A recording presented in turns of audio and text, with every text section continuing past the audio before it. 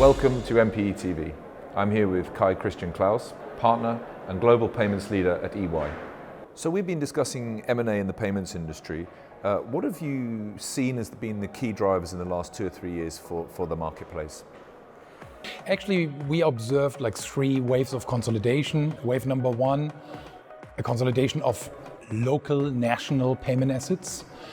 A wave number 2, which is a consolidation of regional assets, and a transnational and transcontinental consolidation, a global trend related to M&A in wave 3. In wave 1, driver was very much banks recognizing that assets were not core to their business anymore, so they have not invested enough. There was a lack of innovation, a lack of scale, and that drove very much their decision to dispose those assets. In wave number 2, actually buyers who already owned a local assets are trying now, and we're trying to consolidate and building up like regional champions to make sure that synergies are generated with the same like payments infrastructure, and that scale is coming on those platforms with a positive effect on profitability typically.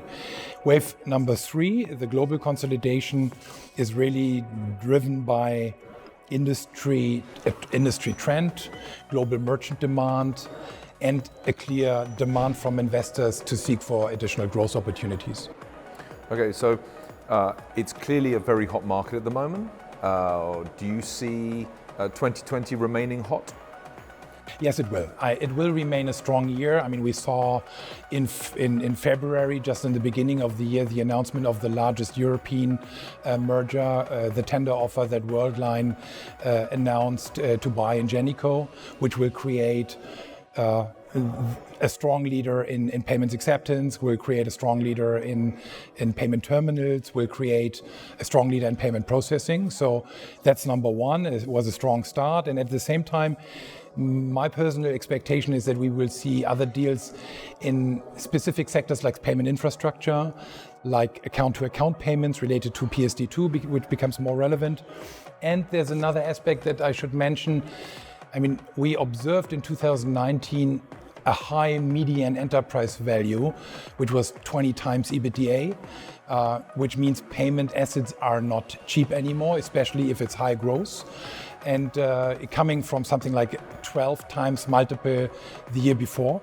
And that will have an impact on the structure of the deal. So most probably shares will be the preferred acquisition currency rather than pure cash deals. So we've talked about the market being very hot.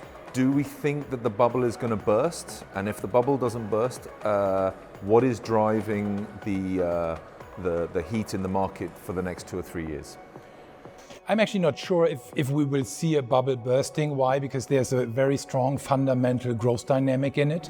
But there's a few trends that will drive that further consolidation and will continue to make M&A activity strong in the coming years. Number 1 is very much to generate more reach and more access to local markets.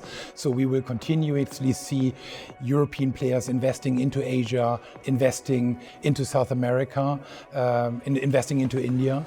We will see APAC, Asian players moving into the US, moving into Europe. So that's driver number 1. Driver number 2 is very much product capabilities and technology. So that means more product offering for merchants, more technology, either in core or adjacent areas. And actually, driver number 3, I think, is access to sales channels.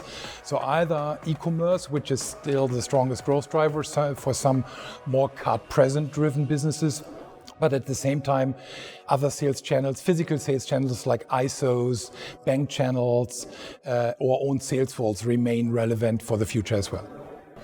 Thank you, Kai-Christian, and thank you for joining MPE TV.